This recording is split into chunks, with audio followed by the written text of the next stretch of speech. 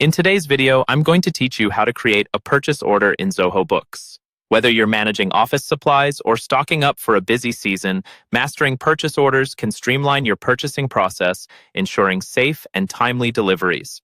So, let's get started right away.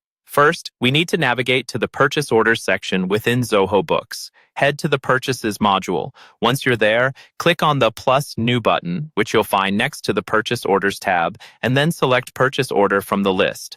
This is your starting point for creating a new purchase order. Now, it's time to enter the vendor and delivery details. The first step here is to select your vendor. You'll see a drop-down list. Just choose the vendor you're working with. And if you haven't added the vendor yet, there's no need to worry because you can easily add them right here on this screen. Next, look at the delivery address. You have options here. You can select your organization's default address or, if needed, a customer's address.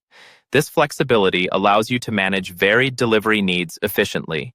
Moving on, let's fill in the header information. Zoho Books automatically generates a purchase order number for you. However, if you'd like to customize it, just click the gear icon next to the number and you can make your adjustments.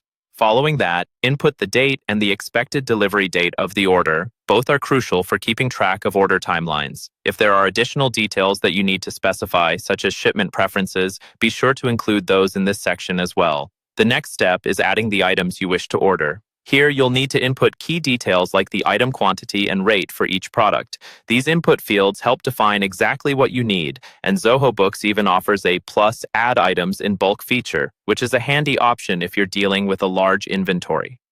Once you've filled in the necessary details, Zoho will auto-calculate the total amount for you, which saves time and reduces the risk of errors. Finally, it's time to save your purchase order. If you're not ready to send it just yet, you can click Save as Draft.